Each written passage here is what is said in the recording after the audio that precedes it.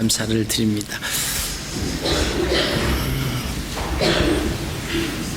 태초에 하나님은 자기의 형상대로 지은 사람을 에덴 동산에 살게 하셨습니다. 그리고 사람에게 만물을 다스릴 수 있는 왕으로서의 직책을 주셨습니다. 그것이 만물의 이름을 짓게 하시는 것으로 증거로 삼을 수가 있습니다. 그리고 하나님께서는 그 사람에게 제사장의 직책도 주셨습니다. 하나님 가까이에서 살았다라고 하는 것이 그것이 증거입니다. 동산 각종 나무의 실과를 임의대로 먹었습니다. 그 중에서 가장 눈에 띄는 그 나무는 생명나무 실과입니다. 사람은 에덴에서 샬롬을 마음껏 누리면서 살았습니다. 이는 하나님 말씀과 함께 사는 삶을 살았기 때문입니다. 이 삶이 선한 삶입니다. 하나님이 가장 기뻐하시는 삶이 바로 이러한 삶입니다. 복을 누리며 사는 삶이 바로 이러한 삶이었습니다. 하나님께서는 아담에게 자신이 누리는 복을 빼앗기지 않기 위해서 잘 지키라고 창세기 2장 15절에 말씀해 주셨습니다. 자, 그렇다라고 하면 하나님께서 아담에게 잘 지키라고 하셨다라고 하는 무언가 의미가 있다라고 하는 거죠. 그러면 정신을 바싹 차리고 그 말씀에 긴장해서 말 잘 지키기 위해서 순종을 해야 할 이유가 있었습니다. 그럼에도 불구하고 아담과 하와는 긴장을 풀었습니다. 어느 날 접근한 뱀에게 너희가 하나님같이 될 수 있다라고 하는 매우 충격적인 말을 듣습니다. 그 말을 들은 후 하나님의 말씀과 함께하지 아니하고 뱀의 말과 함께합니다. 그리고 뱀이 시키는 대로 움직였습니다. 이것이 바로 죽음의 바이러스에 감염됐다라고 하는 것입니다.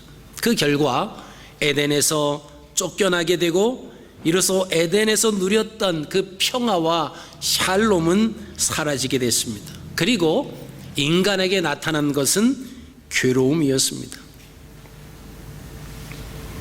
우리가 지금 내 삶이 괴롭다, 기쁨이 없다, 살맛이 안 난다 라고 생각이 되시는 분이 계시다라고 하면 아마 부정적인 바이러스에 감염된 상황이다라고 하는 것입니다.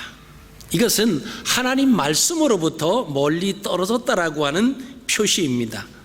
그것의 치료법은 오직 한 가지입니다. 말씀을 회복하는 길 밖에는 다른 치료법이 없습니다. 하나님은 아담과 하와를 에덴에서 쫓아내시고 더 이상 생명나무 그 실과를 먹을 수 없게 구룹과 화염검으로 에덴의 길목을 지키게 하셨습니다. 그리고 훗날 그의 후손들이 살아갈 때 성막 시대를 거치고 성전 시대를 거치고 지성소에 둔 그 율법이 생명나무 실과로 나타나는 것을 우리가 보시게 됩니다. 하나님 말씀을 먹음으로, 즉 그 하나님의 말씀을 지킴으로 영원히 살 수 있는, 그 영생할 수 있는 법이 바로 다시 이스라엘 백성들에게 주셨다라고 하는 것을 우리가 보게 됩니다. 하나님께서 아담에게 말씀하신 선악을 알게 하는 나무가 무슨 나무인지 우리는 잘 알지 못합니다. 그래서 복숭아 나무다, 아니면 살구나무다, 사과나무다 하는 등등의 말을 합니다. 어느 누구도 이것이 무슨 나무인지 정확하게 이야기하지를 못합니다. 그러나 히브리인들은 이것이 무슨 나무인지를 너무나 쉽게 합니다. 그것은 그들의 삶의 문화와 연결되어 있기 때문에 그렇습니다. 히브리인들은 선과 악을 동시에 지닌 나무가 무슨 나무인지 알았습니다. 그 나무는 무화과 나무였다라고 하는 것을 삶 속에서 쉽게 알고 있었습니다.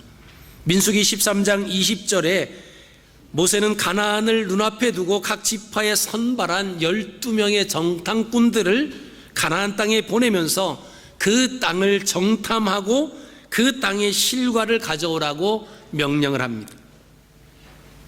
모세의 명을 받은 12정탐꾼은 가나안에 들어갑니다. 민수기 12장 23절에 거기서 포도송이가 달린 가지를 베어 둘이 막대기에 꿰어 매고 또 석류와 무화과를 따니라. 이 12정탐꾼들은 탐지를 마치고 돌아올 때에 포도송이 그리고 석류 그리고 무화과를 가져오게 됩니다. 그래서 포도와 석류와 무화과 이 세 가지 과일 나무를 유대인들은 생각하기를 에덴의 각종 나무를 대표하는 나무다 이렇게 이야기를 합니다. 먼저 포도는 샬롬, 평안을 의미를 합니다. 신구약 성경의 포도는 기쁨과 연관되어 있는 것을 우리가 보시게 됩니다. 요한복음 2장에 소개되는 예수님께서 공생애를 시작하시면서 가장 먼저 이사와 기적을 행하신 그 가나안 그 혼인잔치에서 물을 포도주로 만드셨던 사건입니다. 그 가나 혼인잔치의 포도주 사건이 바로 기쁨과 연결되어 있습니다. 또 요한복음 15장에 소개되는 예수님의 마지막 설교 주제인 포도는 역시 기쁨과 연결되어 있습니다. 그래서 포도는 샬롬을 대표합니다. 두 번째 석류는 하나님의 말씀을 대표합니다. 완전히 익은 석류알은 613개입니다. 근데 이스라엘 백성들이 하나님께로부터 받은 그 율법이 613개와 일치하기 때문에 이 석류를 가리켜서 이스라엘 백성들은 하나님의 말씀을 대표한다, 율법이다 이렇게 생각하고 있습니다. 그래서 그 석류는 대제사장의 의복 두루마리에게 율법을 상징하는 그 석류 모양으로 장식을 하는 것을 우리가 보시게 됩니다. 다음에 무화과 나무는 선악을 알게 하는 나무이다라고 하는 것입니다. 신명기 8장 8절에 의하면 무화과 나무는 가나안 7대 소산물 중에 하나이기도 합니다. 가나안 7대 소산물은 밀, 보리, 포도, 무화과, 석류, 올리브 그리고 꿀입니다. 이처럼 무화과 나무는 히브리인들의 삶과 직접적인 연관이 되어져 있습니다. 창세기에 가장 먼저 언급된 무화과 나무와 열매는 성경 전체에서 다양하게 소개되고 있는 것을 우리가 보시게 됩니다. 첫째로 무화과 열매로 선과 악을 나눈다라고 하는 것입니다.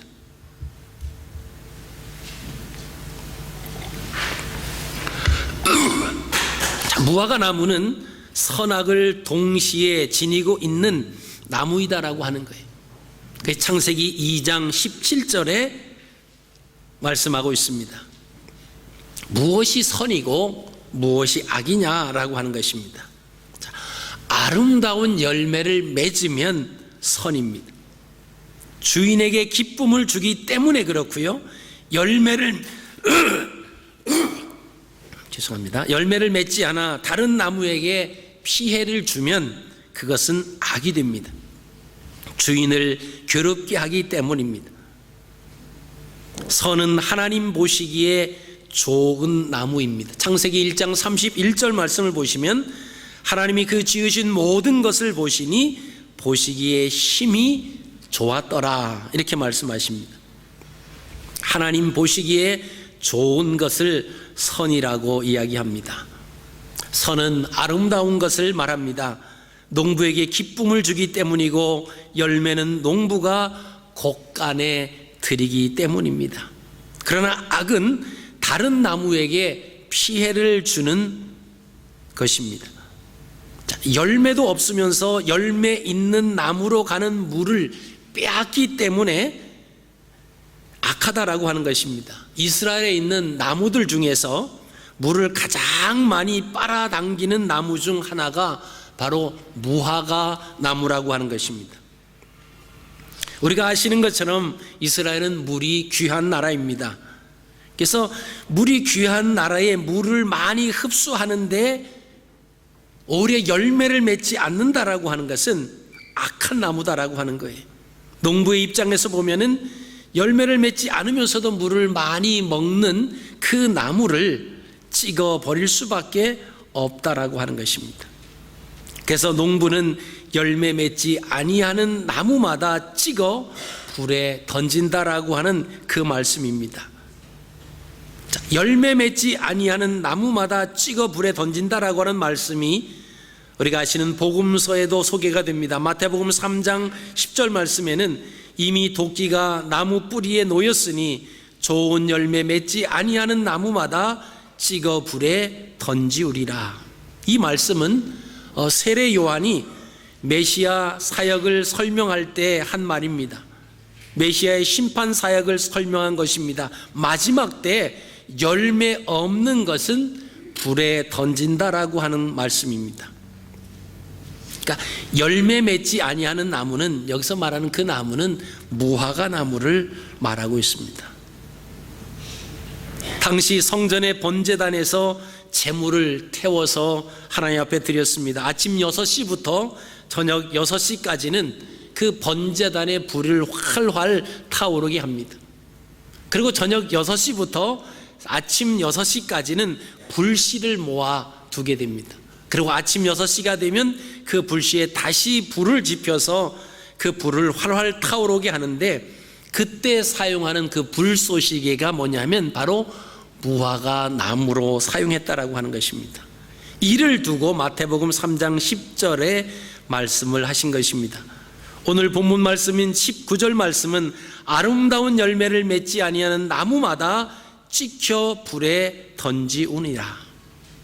예수님께서 산상설교를 하실 때 하신 말씀입니다. 이 말씀도 1차적으로는 성전 번제단을 염두에 두시고 하신 말씀입니다. 그리고 2차적으로는 마지막 종말 때 심판을 염두에 두시고 하신 말씀이었습니다. 히브리인들은 당시 문화 속에서 성전 제사를 어떻게 드려야 되는지를 너무나 잘 알고 있었습니다. 그래서 무화과 나무 이야기를 언급한 것입니다. 자, 그렇다라고 하면 악은 열매 맺지 아니하는 나무를 말한다고 말씀을 드렸습니다. 열매 맺은 다른 나무에게 피해를 주는 나무, 그렇기 때문에 농부는 무화과 나무를 도끼로 찍어서 제단 불에 사용할 수밖에 없다라고 하는 것입니다. 무화과 나무는 이스라엘 땅을 대표하는 세 가지 나무 중에 하나입니다. 이스라엘을 대표하는 세 가지 나무는 포도나무, 무화과 나무, 올리브 나무입니다. 성경의 무화과 나무에 대해서 창세기 3장 6절에서부터 7절에도 언급이 됩니다. 아담과 하와가 동산, 즉 하나님의 말씀의 울타리를 떠나서 가장 먼저 눈으로 무화과 나무 열매를 보았다라고 하는 것입니다. 뱀의 미혹을 받은 후에 바라보는 그 나무의 열매는 먹음직스러웠고 보암직스러웠고 탐스럽게까지 그렇게 보였다고 했습니다. 우리가 호세아 1장 3절에서 잘 익은 무화과 나무를, 그 열매를, 고매를 소개할 때 사용했던 것을 우리가 보시게 됩니다. 호세아서는 고매를 디불라임의 딸이다 이렇게 소개를 하였습니다. 디불라임이다라고 하는 것은 잘 익은 무화과 덩어리라고 하는 그런 뜻입니다.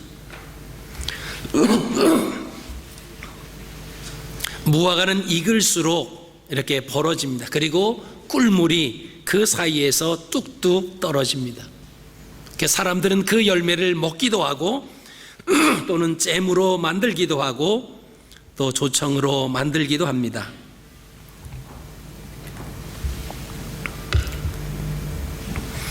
그래서 디불라임의 딸은 잘 익은 무화과처럼 정욕으로 무르익은 음료다라고 하는 그런 의미로 고매를 호세아서에서는 소개하고 있습니다. 자, 그렇다라고 하면 창세기에 나오는 이 하와는 자기의 욕심으로 무르익은 그런 마음으로 하나님의 말씀의 울타리를 떠나서 무화과 열매를 바라봤다라고 하는 것입니다. 이에 나타난 부작용으로 부끄러움을 느꼈습니다. 그래서 그들이 무화과 잎을 엮어서 치마를 하여 부끄러움을 가렸다라고 하는 말씀이 창세기에 나오고 있습니다. 두 번째로 무화과 열매는 사람과 연결시키고 있습니다. 예수님께서 제자들에게 설교하신 내용에서 나무와 열매를 사람에게 비유합니다. 오늘 본문 말씀 마태복음 7장 16절입니다. 그들의 열매로 그들을 알지니. 20절입니다. 그들의 열매로 그들을 알리라. 예수님께서는 열매와 삶을 연결시켜 주십니다. 성도들의 삶을 보면 그 사람이 어떤 열매인지를 알 수 있다라고 하는 그 말씀입니다. 누구든지 말씀을 듣고 순종하여 삶의 변화가 일어나면 그것이 바로 열매다라고 하는 것입니다. 이것이 하나님이 기뻐하시는 선입니다. 말씀을 듣고 삶의 변화가 일어나지 아니하면 열매가 없는 것이고 이것은 역시 하나님이 싫어하시는 악이다라고 하는 것입니다. 셋째로 예수님께서는 열매를 천국과 연결시켜 주시는 것을 또한 우리가 보시게 됩니다. 마태복음 7장 21절입니다. 나더러 주여 주여 하는 자마다 다 천국에 들어갈 것이 아니요 다만 하늘에 계신 내 아버지의 뜻대로 행하는 자라야 들어가리라.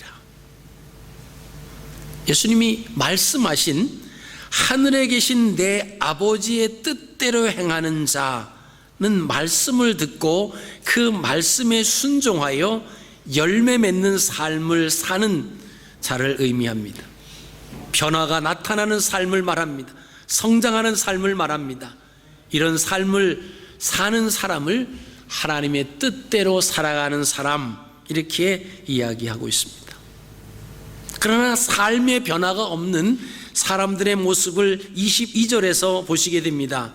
그날에 많은 사람이 나더러 주여 이르되 주여 주여 우리가 주의 이름으로 선지자 노릇하며 주의 이름으로 귀신을 쫓아내며 주의 이름으로 많은 권능을 행하지 아니하였나이까 하리니. 자, 이렇게 말한 사람들은 주님의 이름을 부르며 주님의 이름으로 무언가 했습니다. 자신의 눈에 좋은 대로 행한 것입니다. 열매가 없으면서도 스스로 열매 있는 척하는 사람을 향하여 주님께서 어떤 말씀을 하셨습니까? 오늘 23절 말씀입니다. 그때 내가 저희에게 밝히 말하되 내가 너희를 도무지 알지 못하니 불법을 행하는 자들아 내게서 떠나가라 하리라. 그들을 향해서 주님께서 불법을 행하는 자들이라고 말씀을 하십니다. 그럼 불법이 악입니다. 열매 없는 삶이 악이다라고 하는 것입니다. 하나님 눈에 좋은 대로 살지 않고 자기 눈에 좋은 대로 사는 것이, 그것이 악이다라고 하는 것입니다. 하나님 말씀대로 살지 아니하고 자기의 생각과 경험과 지식을 앞세워 사는 것이 성경은 악이다, 이렇게 말씀하고 있습니다. 이런 사람을 향해서 주님께서는 내가 너희를 도무지 알지 못한다, 이렇게 말씀하시는 것입니다. 네 번째로 예수님께서 열매를 지혜와 연결시켜 주십니다. 예수님께서 말씀하신 지혜로운 사람은 어떤 사람이겠습니까? 말씀을 듣고 순종하여 삶의 변화가 일어나는 사람, 열매가 있는 사람입니다. 24절로 25절 말씀을 보시면 그러므로 누구든지 나의 이 말을 듣고 행하는 자는 그 집을 반석 위에 지은 지혜로운 사람 같으리니 비가 내리고 창수가 나고 바람이 불어 그 집에 부딪히되 무너지지 아니하나니 이는 주초를 반석 위에 놓은 연고요. 열매 있는 사람은 어떤 상황 속에서라도 비가 오고 홍수가 나고 태풍이 불어도 흔들리지 않고 주님만 바라보면서 감사하는 삶을 살 수 있다라고 하는 것입니다. 그러나 어리석은 사람은 말씀은 들었지만 실천하지 않습니다. 삶의 변화가 일어나지 아니하는 사람, 즉 열매가 없는 사람입니다. 26절로 27절 말씀을 보시면 나의 이 말을 듣고 행치 아니하는 자는 그 집을 모래 위에 지은 어리석은 사람 같으리니 비가 내리고 창수가 나고 바람이 불어 그 집에 부딪힘에 무너져 그 무너짐이 심하니라. 열매 없는 사람은 조그만 일만 생겨도 비가 오고 홍수가 나고 태풍이 불면 원망과 불평으로 나타나게 됩니다. 아무리 좋은 영양가와 물을 공급받아도 삶이 변화되지 아니하면 그는 열매 없는 삶이 되고 맙니다. 이런 삶을 하나님은 싫어하신다라고 하는 것입니다. 어리석은 삶이 되고 맙니다. 이 땅의 모든 사람들이 태어나서 이 땅을 떠날 때까지 나름대로 집을 짓습니다. 열심히 집을 짓습니다. 그러나 그 집이 나중에 가서 견고하게 끝까지 남지 아니하고 무너지는 집을 짓는다라고 하면 그 인생에 열심히 쑥으로 지은 그 집은 허사가 되고 마는 것입니다. 이 모습이 어리석은 사람들의 모습입니다. 순간 금방 잘 지어가고 그 성장이 빨리 되어지는 것처럼 보이지만은 그러나 바람이 불고 홍수가 나고 창수가 터지면 그 지었던 집이 흔적도 없이 다 무너져 내리고 만다라고 하면 그 사람은 평생도록 헛수고했다라고 하는 것입니다. 오늘 하나님께서는 하나님을 믿는 자들에게 열매 맺는 삶을 살지 아니하면 마지막 하나님 앞에 섰을 때에 칭찬받을 수 없는 존재라고 하는 것을 우리에게 말씀해 주고 계십니다. 우리가 오늘 말씀을 대하시면서 나는 어떤 삶을 살아야 되겠다라고 여러분 뉘우치십니까? 또 결단을 하십니까? 남에게 유익을 주는 열매 있는 삶을 우리가 살아야만 됩니다. 그렇지 아니하면 남에게 피해를 주는 열매 없는 삶을 살 수밖에 없다라고 하는 것입니다. 하나님이 기뻐하시는 열매 맺는 삶을 사는 것은 하나님 말씀을 듣고 그 말씀을 따라서 살아가는 삶입니다. 그 말씀이 우리의 생각에는 맞지 않는다라고 할지라도 하나님 말씀이기 때문에 그 말씀을 그대로 믿고 순종하는 것입니다.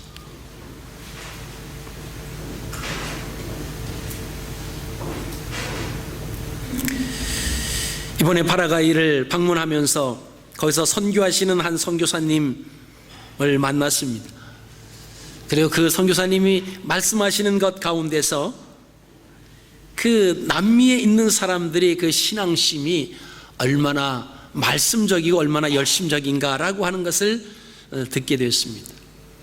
예를 들어서 주일날이 됐는데 교회를 나갈 수 없는, 그 몸이 아파서 나갈 수 없는 상황이 되면은 그 교회 가는 이웃 사람에게 자기의 옷을 목사님에게 보낸다라고 하는 거예요.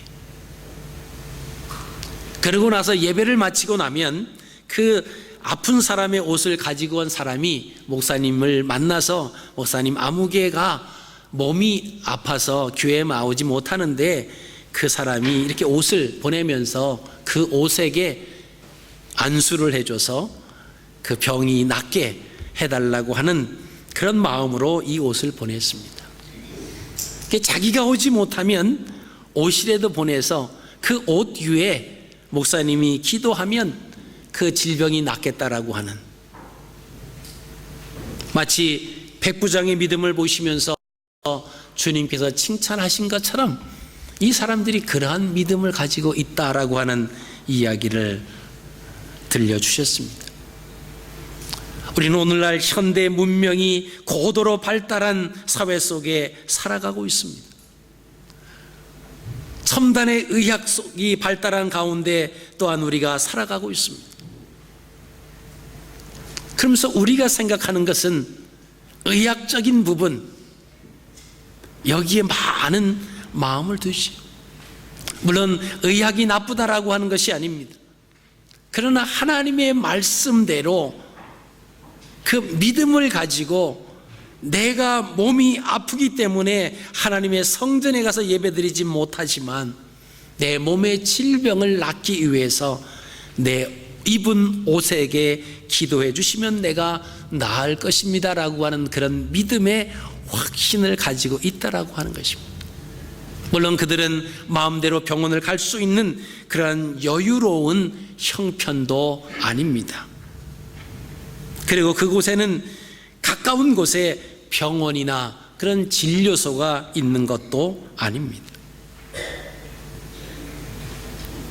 그렇다라고 하면 오늘날 우리가 하나님을 믿으면서 우리 근처에 진료소가 있고 병원이 있다라고 해서 하나님의 말씀이 약화되고 있지는 않는가라고 하는 것입니다. 하나님의 말씀을 액면 그대로 받아서 그 말씀대로 순종하며 그 말씀대로 믿는 사람은 열매 맺는 사람이 될 것이지만, 그렇지 아니하면 하나님의 말씀을 의심하고 오히려 열매 맺는 다른 나무에게 가야 할 물들을 자기가 가로채서 열매도 맺지 못하면서 열매를 맺는 척 가장하는 그런 나무는 찍어서 불에 던지운다라고 하는 것입니다. 이스라엘 백성들은 선과 악을 알게 하는 나무가 무슨 나무인가를 익히 잘 알고 있다라고 하는 것입니다. 도끼가 이미 나무 뿌리에 올려서 아름다운 열매를 맺지 아니하는 나무마다 찍혀서 불에 던진다라고 했을 때 그 나무가 어떠한 나무인지도 이스라엘 백성들은 문화적으로 익히 알고 있다라고 하는 것입니다. 하나님이 기뻐하시는 열매 맺는 삶을 사는 것은 말씀을 듣고 그 말씀을 따라 사는 것입니다. 이렇게 살 때 우리의 삶에 변화가 일어납니다. 삶의 성장이 일어납니다.